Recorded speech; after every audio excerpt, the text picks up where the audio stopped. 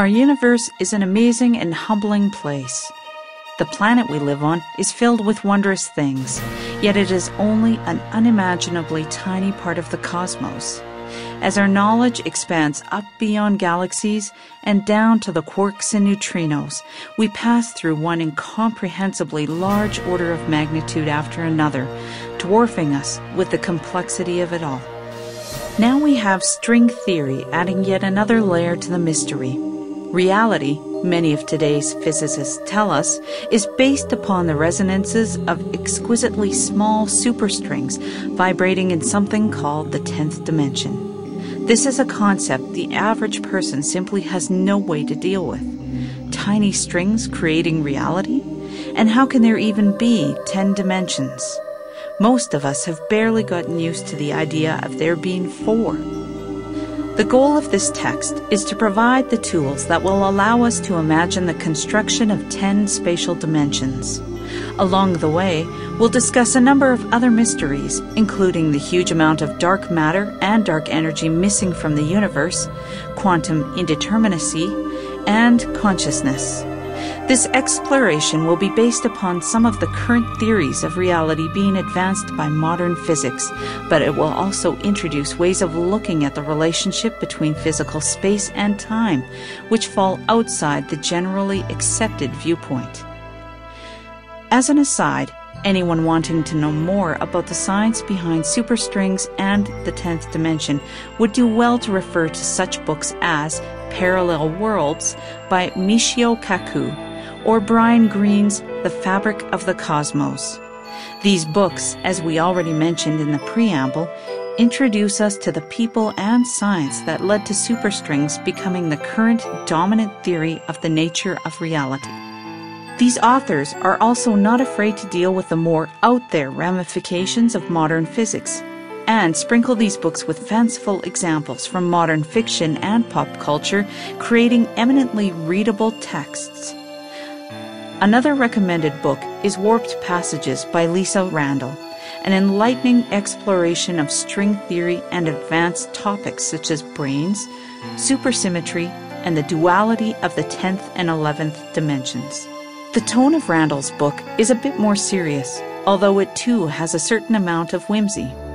I have also become a big fan of Seth Lloyd's Programming the Universe. Mr. Lloyd is an expert in quantum computing, and his book, which has nothing to do with string theory, shows us ways to imagine the origins of the universe which, in my opinion, align very nicely with the ideas I present here.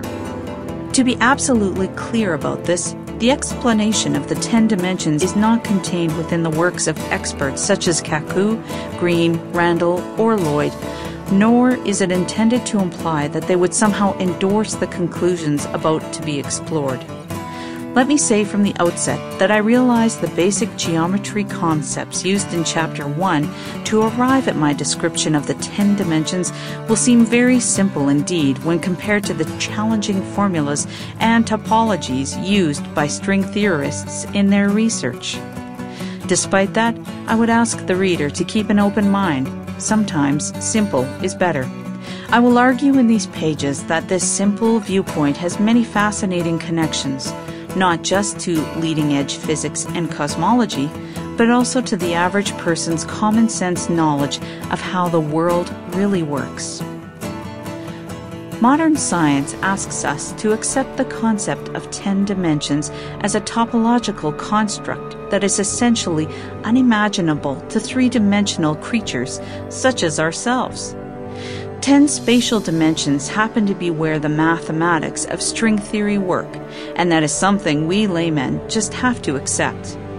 In past decades, there have been indications that the math works quite well in 26 dimensions too, but that idea is currently not in vogue. This project began as a set of 26 songs. Although my day job is composing music and sound for television series and films, most of these songs were written over the last 20 years, not for shows, but for my own personal enjoyment. They revolve around a 10-dimensional way of imagining which I, a non-scientist with an inquisitive mind, gradually developed through my own fascination with the hidden structures of the universe now being revealed by modern science. Like many people, I am particularly intrigued by the growing sense that there is a convergence beginning to take place between science and philosophy. Big questions about what is really happening when we perceive ourselves to be experiencing the physical world around us seem to be moving towards parallel conclusions from both camps. For me, science fiction authors such as Greg Bear and Stephen Baxter, whose works tend to have more science in their fiction, have been influential as I developed this theory over the last 2 decades. When I first developed the ideas this book is based upon, it was decades before the moment I first heard of string theory. Then, over the years, numerous articles in magazines such as Scientific American, Discover, and more recently New Scientist, and of course the books of Stephen Hawking and the other authors I've already mentioned, all began to fascinate me more and more as I saw connections between my own ideas and the theories of quantum physics and cosmology. As I began to more seriously research the science behind the nature of reality in the course of writing this book, 2 things struck me. First, I was surprised to learn that the dimensional visualization technique I am proposing appears to be unique, but it also bears an important resemblance to what is known as the point-line plane postulate, which can be used to describe any number of spatial dimensions. Secondly, it appears to be quite compatible with what is known as the many-worlds interpretation of quantum mechanics, which was first advanced by physicist Hugh Everett III in 1957. The many-worlds theory is a proposed explanation for the mysterious particle-wave nature of subatomic particles. At the risk of oversimplifying, Dr. Everett's theory says that subatomic particles are simultaneously waves and particles because the other potential wave states for those particles really do exist in a multitude of other parallel universes which are inaccessible to us.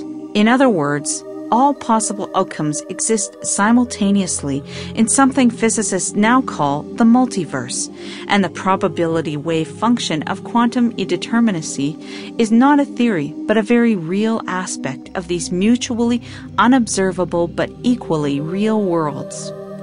Also known as the theory of the universal wave function, the many-worlds theory has, coincidentally, enjoyed renewed support in the last few years.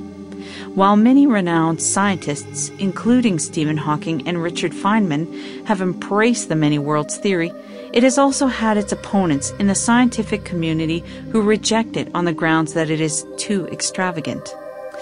The thought of any theory of the universe being too extravagant is, to my way of thinking, quite amusing. Prior to 2006, there was a wonderful show in the Rose Center's Hayden Planetarium at New York's American Museum of Natural History called Passport to the Universe.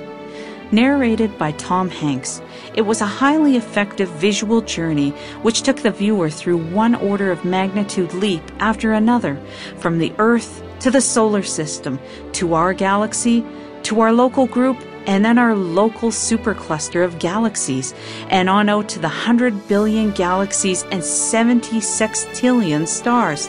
That's 7 followed by 22 zeros, currently believed to make up our observable universe. This magnificent presentation would be useful as an introduction to the concepts we are about to explore. Anyone wanting to dismiss the levels of detail we are imagining in these pages as too extravagant would do well to keep in mind how extraordinarily, inconceivably extravagant we already know the universe to be. According to the most popular version of string theory, the 6 higher dimensions above the 4 we live in are curled up on themselves, unimaginably small, and all around us. According to the current enhancement to string theory known as M theory, there may actually be 11 dimensions, which would include 10 spatial dimensions plus 1 dimension of time. New theories like these are revealing surprising dualities, where the 10th dimension and the 11th dimension are in a sense equivalent to each other. This may be a fortuitous coincidence since, in the journey we are about to take, I will contend that time really is an illusion, or at best, just a direction rather than a dimension, and therefore the 10th spatial dimension is as far as you need to go. All of these theories tell us that it is the harmonics of superstring vibrations happening in the 10th spatial dimension that create the basic laws that define our reality.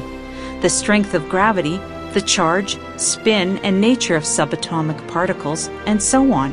It is the energy of these strings' vibrations which is converted into mass through the logic of Einstein's most famous equation, E equals mc squared.